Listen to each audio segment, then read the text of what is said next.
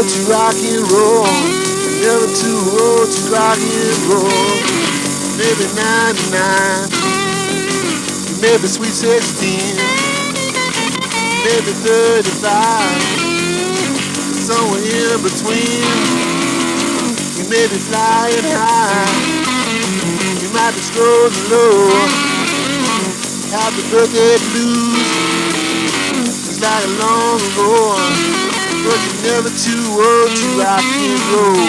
Never too old to rock and roll. Never too old to rock and roll. To rock and roll.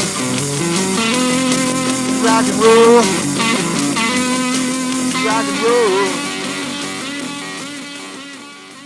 When I was 17, I smoked my first joint back in 1963. And there was a group called The Who. They wrote a song called Talking About My Generation. And so this poem is talking about my generation. The baby boomers. We're still here. Where have we been? So I have two poems that explain it, or my version of it. But I think other baby boomers can dig it. While the rest of my brothers and sisters were finishing college, settling down, starting families, having children, I went out walking, wandering, out west, way out west, from San Francisco to China, from Boston to Bangkok, from Bogota to Barcelona, from Cuba to Chicago, and then out on the highway, old Route 66 and old Highway 61, down to the Delta, where my blues come from. Roaming and rambling, hustling and getting hassled, living the blues and playing the blues in blue suede shoes, guitar and harmonica in hand on the bandstand. Eyes open, pockets empty, searching for the cosmic connection. Those other two Brooklyn boys, Walt Whitman and Henry Miller, wrote about. This Coney Island cowboy was looking, searching, hoping to become another cosmic cowboy. But that was then, and this is now, until the other night, when I was standing on a street corner in Boulder, Colorado, on a spring night with the sky slowly darkening, with the streets and stars just beginning to shine. I watched the man in black with white hair and pool stick in hand turn the corner, heading for a pool hall.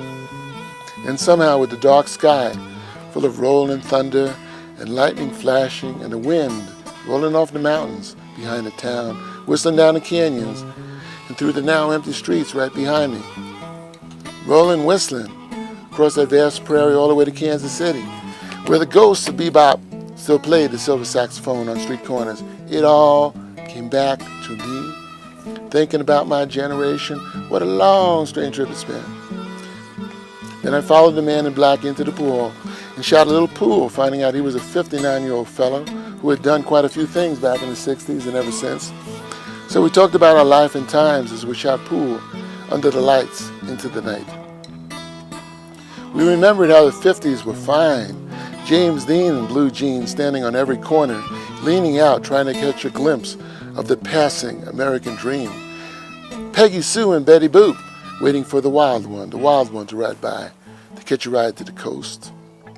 And then as we talked, we discovered we had both been on that famous street corner at Haight and Ashbury in San Francisco, when that circus, that wave called the 60s, hit town, changing the black and white world of the 50s into the colorful 60s.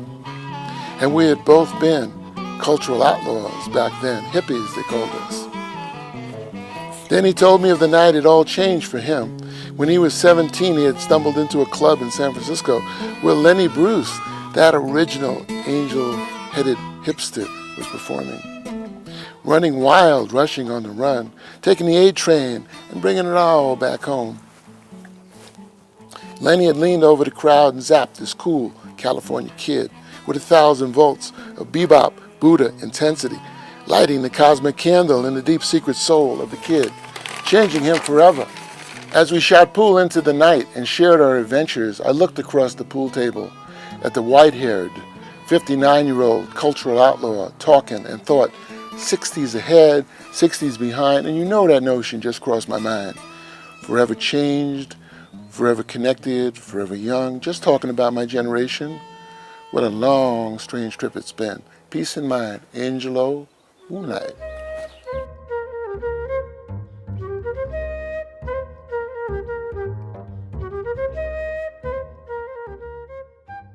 We be boomers, babe. Rock and rolling out of parents who were teenagers of the Great Depression, before Prozac Jack, before the velvet cushion of Valium, before the Prince Valiant haircuts of the Beatles. We be bopping back in Brooklyn, bebop, doo-wop, 4-part harmonies, waiting for the colorful 60s without knowing it or showing it. We be bopping on street corners doing harmony before Buddha came bopping. We be boomers, babe. Late night, all night diners, caffeinated, talking wild and crazy as we discovered it all. Piece by piece of the cosmic puzzle. In Ray-Bans at midnight before Cruise wore it on the screen. We be bopping in Brooklyn and Manhattan. We young Manhattans, we gypsy cab drivers on foot, reading Kerouac and Corso. Getting so stoned, naked lunch read like a menu of the neon nights in city streets before us. Goofing and giggling on the neon sign of Flores. We be boomers, babe. Unpolitical, apolitical, until the army called us through the mail about a war in some place far off Broadway, far from the Jersey girls in beehive hairdos. We dated dancing in the street. Uptown, downtown, out of town, Vietnam, Uncle Sam wanted me. You see. Wanted me, you see, you dig. You suburban beer commercial, you fool for merchandising, you child of advertising, you tie-dyed echo you. We be boomers, babe. Now political, now Beatles, now Dylan, now willing to go where no man has gone before. Well, not in my neighborhood. Before MTV made a short attention span theater of it all, before they merchandised it all, before they put peace symbols on plastic pillows. Jumpin' Jack Flash and Jammin' Jimmy, Jumping Jack Flash and Jammin' Jimmy, and break on through to the other side. And when the psychedelic bus arrived, we took the ride out to Berkeley and San Fran, and Mojo Nixon, and Mojo Nixon, and Mojo Workin, and Bessie Smith, and Pablo who?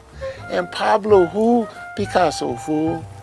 Stoned in school, Picasso who? And party like a sleeping pill, all fog and foolish. Just remember, gospel children, we be boomers, babe. Talking about my generation, what a long straight trip it's been for all of us.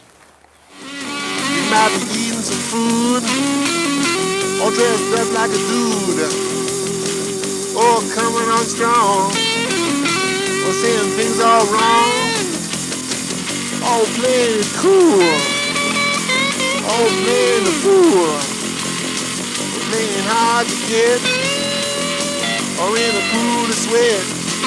You're never too old to rock and roll. Never too old to rock and roll. Never too old to rock and roll. To rock and roll. Rock and roll. Rock and roll.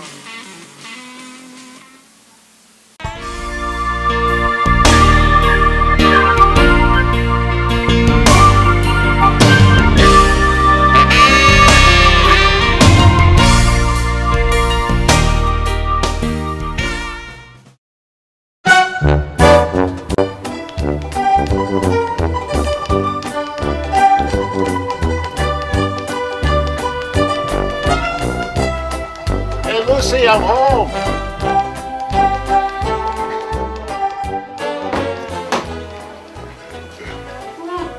Oh, we're having broccoli and shark for dinner. Cool. It was a gloomy day around 2 years ago in Boulder, middle of winter, and I was depressed. I love the sun. And so I was at Salvation Army behind King Soopers, and I saw some colorful toys, and two little toys, and I said, I'll put two little toys on my dash to cheer up the day. And so I put like Bugs Bunny and somebody else there. Bugs Bunny's one of my heroes. The original rebel, Bugs Bunny, right there. Anyhow, and so it cheered me up looking at these colors on my dash. So I thought, well, if that's colorful and cheers me up, let's throw a few more toys on my dash. So I threw a few more, and then within a year I had 4,000 toys in my cart. You know, moderation has never been a strong point in mine. I went to college in 1968 at UC Santa Cruz, and I think I just understood it to be a contract with life, that I was entitled to wear unorthodox clothing, and to it never occurred to me that I would suffer career penalties if I were occasionally seen in deviant clothing. So I'm sure it's bewildered a lot of people over time that I was a pretty ambitious academic. I really was climbing the ladder, and I was also the official Yale fool, the official Harvard fool, and then the official University of Colorado fool.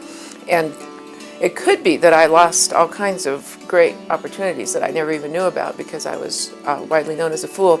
The first when I launched my candidacy to be the Yale fool, there was a story in the New York Times about, it started by saying, considering how many people are qualified for the position, it's surprising that no one else has applied for the job of Yale fool. Then after I filled up my car and sort of organized the toys, make them an artwork, sort of make the colors and the characters go together, I still love toys so much. And I thought, what do I do now? And then I thought, you know, I never had Santa Claus. Why don't I become Santa Claus? So I started giving away toys to kids every day of the year. Every day. Why just Christmas? Why not every day?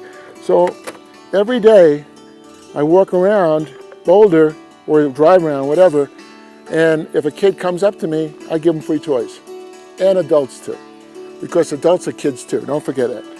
The most terrifying thing for me in watching other people is to see the anemicness of the sense of humor that many people have. I mean, to the point I would think of calling the paramedics. The sense of humor is dying. Something has to be done. Because I would not want to do anything in this world without the sense of humor to rescue it. I love cowboys. And when I was a kid, the first book I ever read in my entire life was a Gene Autry novel. Then, at 6 years old, they put me on a pony in Prospect Park in Brooklyn. I was riding a horse, a pony at 6, Gene Autry, and then around 12, I don't know, something like that, I saw Roy Rogers, King of the Cowboys, in Madison Square Garden. I was hooked. The first time I drove out west, when I saw a cactus, I pulled over to the side of the road. That's how excited I was. I said, I'm out west. Then I was somewhere in Texas, and I don't know, Houston someplace, and I was driving around downtown. Everybody had cowboy boots and cowboy hats. I couldn't believe it. It was so wonderful. I had been born and raised in the same small town, and everyone knew who I was before I was born, I think. I mean, I was Pat and Grant's daughter, and I never had the chance to choose much. It seemed to me that I was shy, and I was known to be shy, and everyone said, that's Patty, and she's shy. And I'm giving away all these toys, and I'm thinking, this is a lot of fun. I'm finally being Santa Claus. Because I dress like a cowboy, some people said I look like Santana, and then I was giving away toys, I look like Santana Claus. Hey, little boys and girls, come here, here's an electric guitar. Keep Boulder weird. When I first got to San Francisco, I took my first LSD trip in 1964. The University of California, Berkeley was paying $75 for you to go to the psychology department and sit in a room and drop acid and describe how vines were growing up the walls. Who could sit in a room and talk on LSD? It was insane, but it was legal. LSD was legal, and it would pay you $75 and give you the acid. Crazy times. I was 16 and I lived in a dull town in Southern California, and I read about terrible things going on in San Francisco, and so I had a sister there, big sister, and I went to San Francisco in 1967. We must have just passed on the street. We must have been right in the same neighborhood, and it was very exhilarating, and I got to wear a lot of brightly colored things and be in the company of people who were also brightly colored, and got invited into people's homes while they were in the midst of intimate activities, which were sort of amazing for somebody from a small, boring town. And the 60s, where everything was going on at once. You would have a political thing, an anti-war thing, get laid, have a rock and roll, have a spiritual experience, and then have lunch. I remember I'm 16 and I'm still captive in high school at that point. So just a tremendous sense of possibility, tremendous sense of open doors, literally open doors of people inviting you in after they met you for 5 minutes. Spectacular opportunities for someone to flirt who had not been considered quite so popular and appealing in high school. I mean, it was a wonderful arena for that. I used to drive for a cab company called Taxi Unlimited. And everybody who worked for the hippie cab company back then was an owner of the cab company. And when I went to our first business meeting, if you want to call it that, the guy said to me, one of the guys said, pick up hitchhikers, no charge. So I used to drive around the Bay Area. There were Black Panthers here, and there was Hell's Angels there, and there was hippies. I used to sell a Berkeley Bob, political stuff, and there were psychedelic concerts, and I saw A.B. Hoffman, who was the funniest guy since Lenny Bruce, by the way. And I saw him back then. I saw David Crosby walking down Telegraph Ave, and it was all crazy times. And I even did psilocybin once, and I was walking up a steep hill, tripping in San Francisco, because the times were so nuts. And the hill was so steep, I saw a cop car parked on the side of the road with two cops in it. So I walked over to the cop car and I said, you guys going up that hill? While I was tripping. That's how wild the times were. And the cops were looking at me like, and then I thought, I'm tripping and I'm talking to cops. Maybe this is inappropriate. So I said, later, and I walked up the hill. I think it's a God protects the fool message to the story in lots of ways, because I went in places now, I'm in a climate in the early 21st century with everyone so paranoid about sexual violence and so on. It amazes me that I just walked around and met people and chatted and came out intact and never suffered any kind of intrusion or discomfort on that. But it is a real tribute to the proposition that God protects the fool, because I was probably being pretty stupid. I mean, if I had a daughter and that daughter at 16 was doing what I was doing then, I would call the police. I hung out with one of the Kingston Trio. I think it was the Kingston Trio. Anyhow, and if you ever see the movie I Love You, Alice Be Toteless, he's Peter Sellers' guru. And what he did was, you guys had this is a story, you'll see. It's, representational of the 60s. He bought a whole bunch of land in Marin County and deeded it over to God. And it was a big local thing. Can you deed land to God? And you had to go to the courts and prove that God didn't exist. And you had to pray on a Bible when you get sworn in. So you have to say you're going to tell the truth on the Bible, and then you had to say that God didn't exist. It was nuts. So me and him hung out. I was living on this commune. It was crazy times. And he was a Kingston Trio, straight-looking guy, He looked like the Beach Boys' first album when he was in the Kingston Trio. When I knew him, he looked like a guru from India. And if you ever go look at that movie with Peter Sellers, he looks like some Swami from India. So me and him are running around the Bay Area while he was fighting a case to prove that God existed or didn't exist. It was crazy times. Young people refusing a lot of the restraints and narrow aspirations. And as an historian now, I do have a much better sense about what was happening for the older generation. And my father had been a filmmaker in Hollywood, not filmmaker, a scriptwriter in Hollywood for Republic Films, and he had seen people get blacklisted in the McCarthy era. So no wonder he had a pretty jumpy sense about the penalties we risk with free expression. So actually, I do have a much better sense now of why he seemed to me to be repressing my free speech at various times, because he thought I would end up like some of his friends in the film business. One of my pals, his name was Whitey, who I'm sure is long gone. I also knew Tommy Bolin when he was here, and he's long gone too. It was too bad. And everybody died at age 27. Jimi Hendrix, Janis Joplin, Jim Morrison, Kurt Cobain. That was the magic number for rock stars to die. Anyhow, and I knew Tommy Bolin, and that was kind of sad.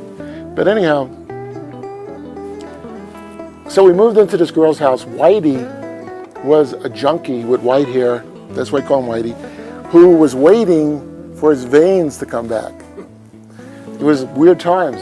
I think I had some sense of just a little bit of tragedy under colorful surface. We picked up, at one point, we picked up a young man who had he deserted from the army or something like that. I mean, he was a young man in some trouble, and we just hung out with him for a couple of days. And I've always had the sense of just having passed someone who was probably in the midst of a life shipwreck, but who was having a few bright days there before the ship went all the way down. The cosmic giggle, another 60s kind of deal. So I go into this bookstore to read some books while I'm waiting for my clothes to wash. Of course, it's during the 60s, so things are happening, right? You shoot pool with Hell's Angels and Black Panthers, hippie activists. And so while I'm in there, all of a sudden I hear screaming in the street on Telegraph Avenue. All these kids are running down the street, throwing bricks and this and that, screaming. A whole bunch of cops are coming after them. There was the Berkeley police who liked the guys in Berkeley because they were locals, and we all used to shoot pool together. There was the Alameda police, which hated the Berkeley protesters. And then there was the state police who weren't living in Berkeley, so they hated the protesters. So if you got busted, you wanted it to be by a Berkeley cop. Because I'm around 18 to 22-year-olds so much of the time, I get a very clear image of how tough those times are. And you wonder, I mean, that's again when you look back at the 60s and then you look at the kids today who are in such a state of anxiety about what they're going to be and who they're going to pair up with. And so, I mean, it's a pretty tough phase, that 18 to 22-year-old thing. And so in that context to think, well, I am 52, which has got some quite crummy dimensions to it, but it also has some other really great dimensions that there's a lot of battles that I fought internally that I am not fighting anymore, and would be hard put to remember why I thought they were fighting. Again, I have a much more inclusive spectrum of friends. I believe there's a lot more possibility for people getting out of categories of stark opposition and attending to each other. I believe the sense of humor can be unleashed on all kinds of good causes.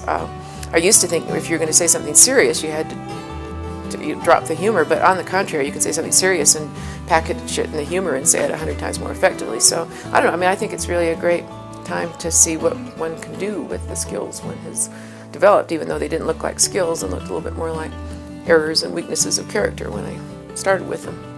I was driving cab in Cambridge, and I saw a familiar face in the crowd, and I pulled over. Robert McNamara, who was the Secretary of Defense under the Kennedys, stepped in my cab, and we drove around Boston, and he was telling me what the Kennedys were like. So, and of course, it was like part of the optimism of the 60s was John Kennedy and Jacqueline Kennedy, and they had little kids in a White House, and there was optimism of the times. It was great. We were going to change the world. That's what we thought. And that was all part of it. And now it's kind of cynical. I went back to the Haight-Ashbury like 25 years later, and the kids were wearing tie-dye t-shirts, but they didn't have the optimism. So they were dressed like they'd seen it in a book somewhere. This is what the 60s looked like, but they didn't have the spirit of the 60s. I'm really grateful to have had a phase where I could have been so full of belief and better possibilities, where I really could have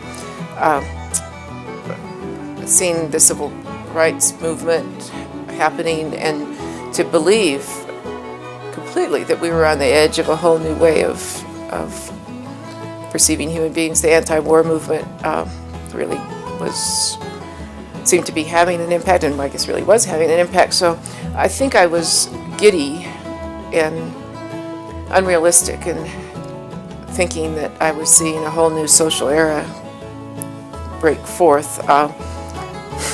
And I knew enough, I mean, even in Santa Cruz there were enough people who were not welcoming the revolution so that I knew there were significant forms of opposition to that. I lived all over the Bay Area in the 60s. And a lot of adventures, a lot of crazy stuff was going on. And I met a guy once, we became good friends, just got out of the Army, was serving in Vietnam. I got out of Vietnam, he went to Vietnam. Half of the people I know went, half of the people I know didn't go. And it was crazy times. But anyhow, he took his last Army check and bought a tent, an Army tent, and we lived on the top of Mount Tamalpais, the only mountain in the Bay Area. And somebody back then gave us a baggie full of acid, powder. It wasn't even in pill form. So we would just wet our fingers and dip our thing in, and then we'd be tripping. And we had no car. We used to hitchhike up Mount Tamalpais, and every time we got up there, somebody would give us a joint. It was impossible to ride around hitchhiking in the Bay Area in the 60s without getting stoned. That was the way it was.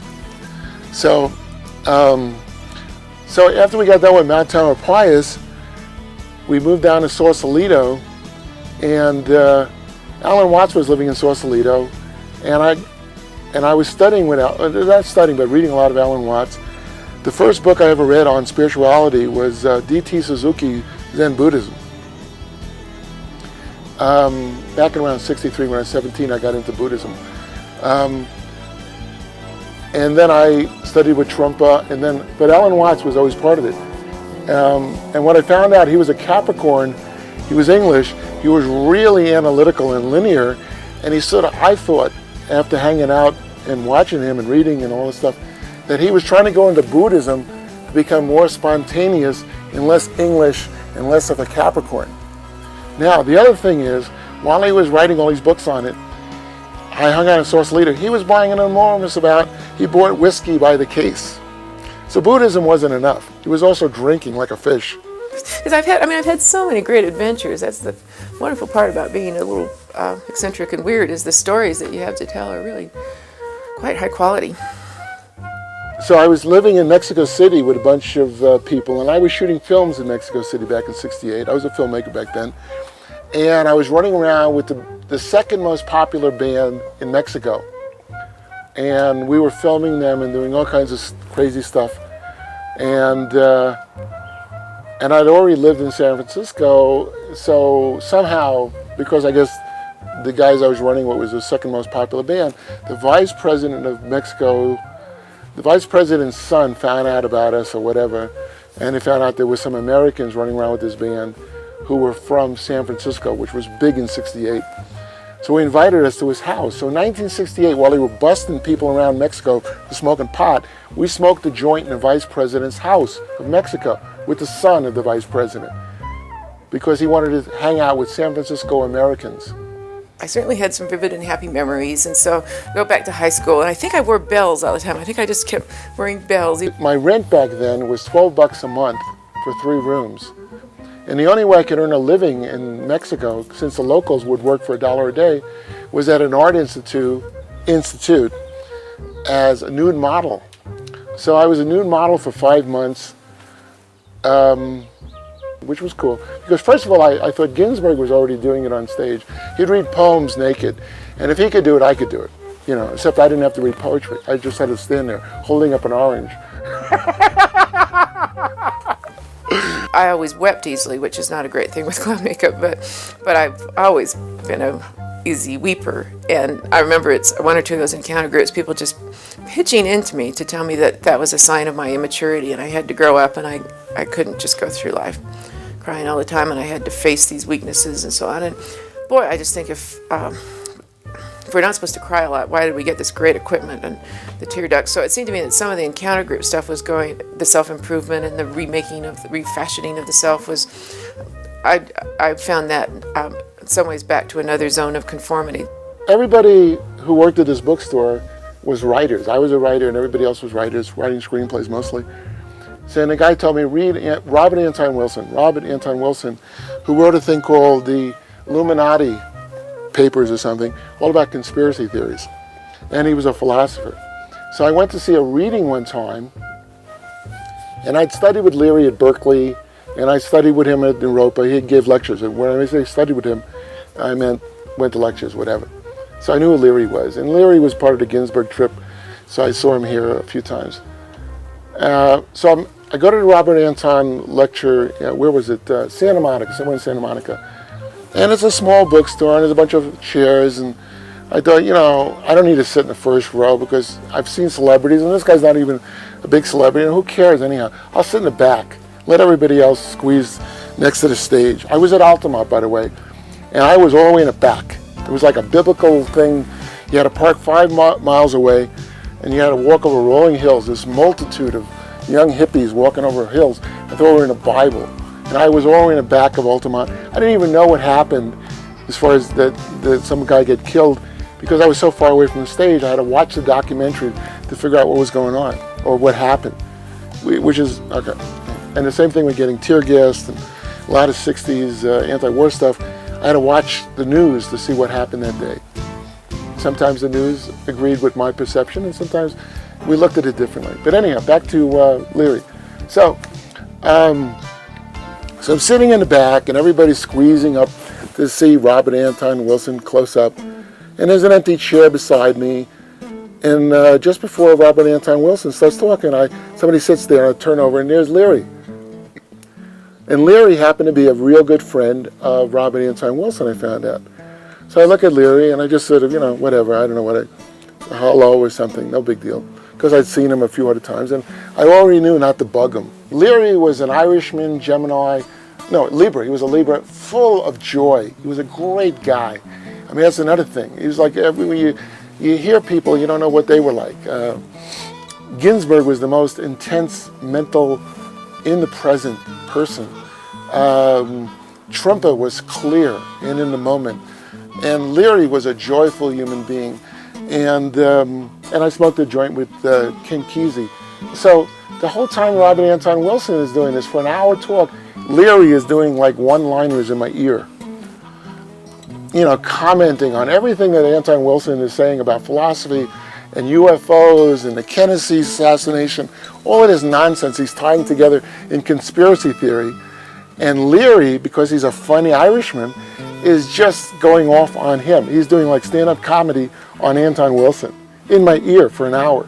And then I found out another thing about Leary, because one of the guys who worked in my bookstore, his girlfriend was a Playboy model, and they were good friends of Leary. Leary was living at that time in the Hollywood Hills, and he was into designing a computer that would increase human intelligence back then. And he had, like a horse, you have stirrups where you put your feet. Leary was so much into his computer that he had stirrups on the side of his computer like he was riding a horse. And he would sit there for hours trying to figure out a program to raise human intelligence. A great guy, an interesting guy, Timothy Leary. A joyful human being. People are so frightened of how they're being judged by others and so concerned about peer opinion. And the point was supposed to be that people would look at me and would think, oh, maybe we don't have to be that frightened. I mean, we're never going to be as weird as she is. The good news is we'll never. And our weirdest moment, we won't be that weird, but we could be a bit weirder, and apparently we'd get away with it. We wouldn't suffer for it. But the conformity thing is very disturbing to me. So I was driving a Corvair, and then I thought it was the greatest car in the world. It was small and it was beautiful, and then Ralph Nader said it was, it was no good. So anyhow, but my roommate back then, one of my roommates, they were putting billboards on the highway between Golden and Lyons, whatever that road is called. They were putting up billboards, and the environmentalists of Boulder were getting very upset, and the business people said, we need to do business. So they were putting up billboards blocking the beautiful mountains. And it was a big local deal, like, tear down the billboards, put up more billboards, and everybody was fighting about that. And I knew some pretty crazy characters, and one of my roommates was one of those characters. And one day he came back home with a chainsaw. And I said, and he was like laughing or something. I said, what happened? He had cut down all the billboards between Golden and Lyons back in '68. Cut them all down and never put them back up. The situation was solved. Say a lot of people, it seemed to me, took it hard as I did, that the only, my goodness, a little bit more than a decade passed, and then Ronald Reagan was elected, and there was now that's a pie in the face. That's a real, who thought that was gonna happen? So I'm glad I got to be at such a peak of witless hope and belief. I believe I made a better adjustment than a lot of other people. I think I'm able to say, well, we live in a world. I'm an historian, for heaven's sake, so I know that human beings are always tragic, and always on the moments when they're not being tragic, they're about to be. They're just about to break loose and be tragic again. So I'm really surprised that I could have been as naive as I was. I'm glad I got to be that. Came to Boulder in '68 after being a nude model in Mexico, hopping my first freight train on the same track that Neil Cassidy died. And I was living in San Miguel de Allende, sort of like the ghost of Neil Cassidy, who was the Jack Kerouac and Neil Cassidy from On the Road. He was sort of like, his ghost was everywhere. Everybody was still talking about Neil. back in 1968. And I hopped my first freight train on the same railroad track where he walked out in the desert when he was 47, pills and alcohol. They didn't know if he committed suicide or he just dropped dead out in the railroad tracks, and that's where I hopped my first freight. And then somebody told me about Boulder, and I came to Boulder in 68 because they said UFOs were going to land on Sugarloaf Mountain in July 4th, on July 4th. I got here in August, a month after the UFOs were supposed to land. They didn't land. That's how I got to Boulder. I think it's really important to recognize that human beings are a flawed species, and they fight wars, and they live for the moment, and they don't think ahead, and that's been a pattern in lots of civilizations. So we're doing that. So the baby boomers, I mean, we're kind of distinctive because we're doing it with SUVs. That's a little bit different. When I went to India looking for God, I ended up walking around Calcutta with a guy from the Bronx singing doo-wop. And I thought, I love America. I should go back. So I came back to America, and then later I went to Hollywood to be a screenwriter, comedy screenwriter, and I had my own rock and roll band. And to support myself in between things, I was a sperm donor, and I used to jerk off in Century City, looking out the window at the Hollywood sign, thinking, I'm jerking off under a Hollywood sign. Well, it's been an interesting trip.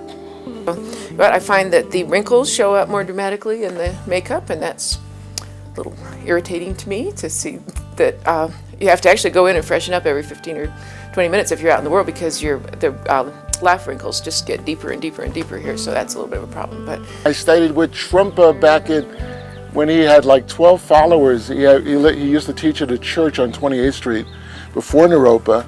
There was only 12 people there, and you'd walk to the church and into the church, and you could talk to him. And then he grabbed Ginsberg, and they started Naropa, and then and I studied poetry with Allen Ginsberg. I lent my typewriter to William Burroughs for a summer. He wrote a novel on my typewriter, which I guess he did a lot, I found out later. If you go back to Naked Lunch, he was always borrowing people's typewriters and writing on other people's typewriters, which I didn't even understand at the time. So I hung out with Ginsberg and Burroughs and that crew, and Gregory Corso, who was a trip. He was one of those beat poets. And he was pretty outrageous, but he was pretty mellow and private, but he was like, he would pick on Trump and pick on Ginsberg in a loving way, because everybody else was worshiping them, and you needed somebody to be the rebel, and I guess it was Gregory Corso. well, I mean, I thought that my generational cohort, the people born after World War II, I thought that there was a lot more spirit and rebellion and a refusal of boundaries and so on, and then it turned out there wasn't. It turns out that most of the academics who are my age are very fixed on that. Now, this is not what I was taught in graduate school, and we must keep up the customs that we were taught in graduate school. Oh my goodness. So it was just amazing how the jail door shut fast on a lot of those folks. And I went through quite a long phase of anxiety about whether I had to go to jail too, and then probably more through this stuff than through anything else, but a lot of the independence of the ideas I've had in the academic world too, I actually did not seem to get penalized for it. So it's been very puzzling to me to see how much, oh my goodness, people my age have simply moved into the existing structures and not transformed them particularly at all. I mean, Years later, my neighbor across the street was the guy who transcribed Trumpa's notes into books. He did the book Meditation in Action. Meditation in Action. So Trumpa would come back years later after he had 12 followers. Naropa became a big deal, and all the beatniks and the artists and this and that, and the spiritual people, and, you know. So Trumpa would drive across the street here years later in a Mercedes-Benz and get out of the car, and he had 2 bodyguards in suits, and I would try to walk up to him like I had when he was at the church on 28th Street, but now it was a big deal. So his bodyguards would close ranks, and Trumpa would see me and say, oh, I know him, he's okay. And the bodyguards would open up, and I would walk up to Trumpa and talk to him about Buddhism. And he always had whiskey on his breath, and he always smiled, and he was always crystal clear. But it had changed, not him, but the Naropa thing changed from 28th Street to Naropa. There was the inner circle and the outer circle, and the Ginsberg inner circle and the outer circle, and the whole thing was like nuts. And you had to like maintain your, and then he wrote a book, it was a great book, Spiritual Materialism. And it was sort of like Trumper was saying to the Naropa people, don't walk around with all your Buddhist medals, don't impress anybody with how long you've been studying. But it seemed like the people in Naropa didn't read the book. I really like the fact that I did get to experience that kind of hope and faith. Again, I'm surprised that I and so many people could have been such fools, but fools. Schopenhauer once said, at the age of 62, he could see how all the moments in his life were connected, but when he was living them, he couldn't see the connection. I used to hang out at the sink up on the hill, and then somebody bought the sink, and it was so much of a hippie hangout, they covered over all the weird paintings to get the hippies out of that. Then the boring kids came in, and then just to give it character again, they put back the hippie paintings. When Robert Redford used to hang out there and went to school. So they wanted to clean up the act, and then when it had no personality, they threw the hippie paintings back.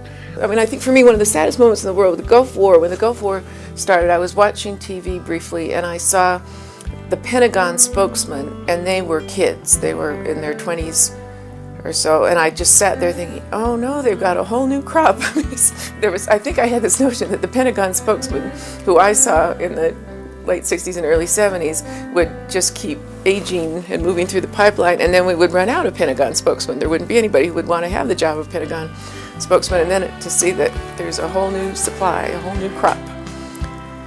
Well, okay, I'm glad I got to have the fantasy that we were going to run out of Pentagon spokesmen at some point. One day I was driving down Boulder Canyon, and I saw this Jeep, and I saw another Jeep with a camera crew, and I thought, why is a camera crew following another Jeep? And then I recognized it was Robin Williams and Pam Dauber. They were filming exteriors for Mork and Mindy. And so I followed them around, and as they drove by the Boulder city limits sign to get it so they can open up the Mork and Mindy thing, and Chautauqua Park and Folsom Stadium and all those exteriors. And then I followed them and went down to Pearl Street to shoot the exteriors for the New York Deli.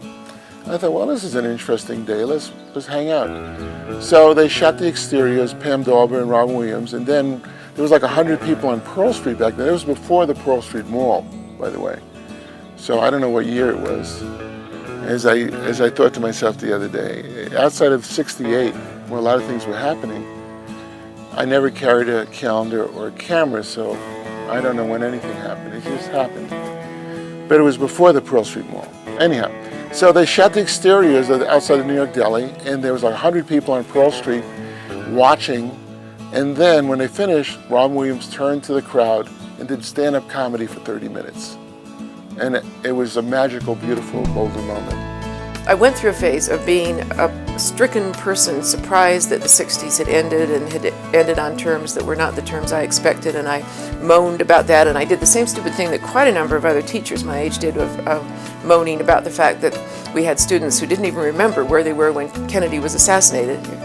Finally realizing, well, they weren't born. That would be one reason why they're not really vivid in their memories. Here's the way I look at it.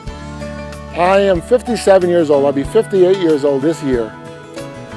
I was born in '46, the first wave. My dad was in the Army, and when he came home, the wedding picture of my mother and father, he's in a United States Army uniform, she's in a beautiful white wedding dress. So, first generation baby boomers. Goldie Hawn, Cher, Clinton, Al Gore, who's that guy in the White House, Bush, you know, whatever. So that's our generation. Hey, Bush, we're ashamed. They're just kidding. Whatever, maybe I'm not. Anyhow. We'll soon replace you with another baby boomer, okay, babe? Okay. So I did the same. Oh my gosh, time is passing. We were going to be young forever. Don't trust anyone over 30. Oh, what a mess. Now we're 40. And I'm not doing that anymore. I'm dealing with what I have in front of me, and it's great, and I'm enjoying it a lot. And I've met all kinds. Some of my best friends are Republicans. I have all kinds of great ties with people who I thought were my opposite numbers. So I'm not sitting here sighing because it's not 1967 anymore. but I could. I could go off that cliff pretty fast if I chose to, because it was very nice. And the baby boomers were all about being young forever. When Bob Dylan wrote the song Forever Young, we could all relate to it. It was when the baby boomers turned 30, Jane Fonda opened up all the workout places. We all started wearing spandex and jumping around like idiots. And then Bob Dylan wrote Forever Young, and when they showed Muhammad Ali fighting his last fight, the soundtrack on TV was Forever Young. It all fits together. I just see there's a possibility of baby boomers really just being shocked by age and death. Just, how the hell could you do this to me?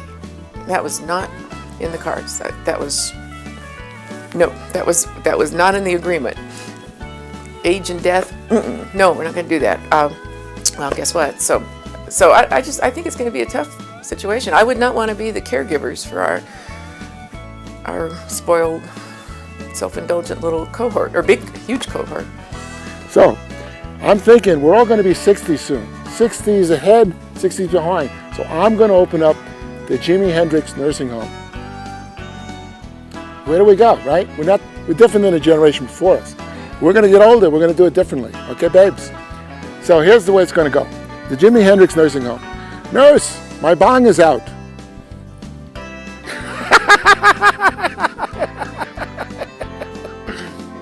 And I'm assuming I will be in the assisted living place telling the aides funny stories about Haight-Ashbury. So when I got here in '68, the first job I had was driving for Yellow Cab. And it was like a mellow thing back then. People would get in my cab, light up a joint, and we'd float around town. And we'd get to wherever we're going to go in a very mellow way. Now it seems like everybody is hyped up and crazy. I mean, just even in the King Soopers parking lot, man, people are zipping off the road, and just to walk out of the parking lot, people almost run you over. And I'm thinking, mellow out, babe, slow down. So I wrote a song about Boulder called Living in a Tofu Jungle. And explains the driving situation.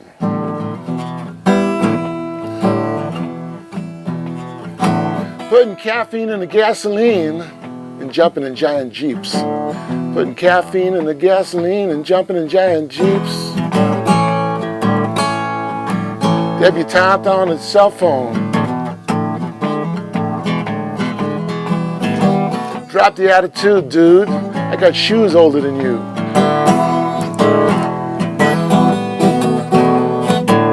Catch me before I stumble. Catch me before I mumble.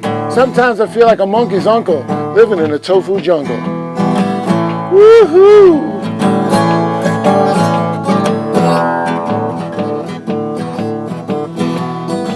Sometimes I feel like a monkey's uncle living in a tofu jungle.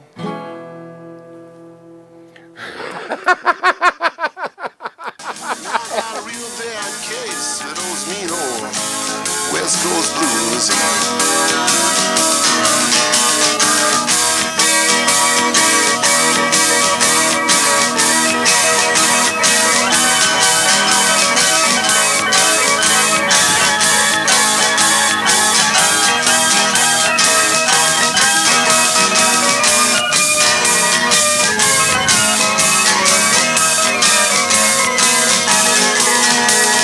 When I went to the beach, guess what I saw? Up and down the sidewalk, all along the shore, oh, there's so many women, I don't know what to do.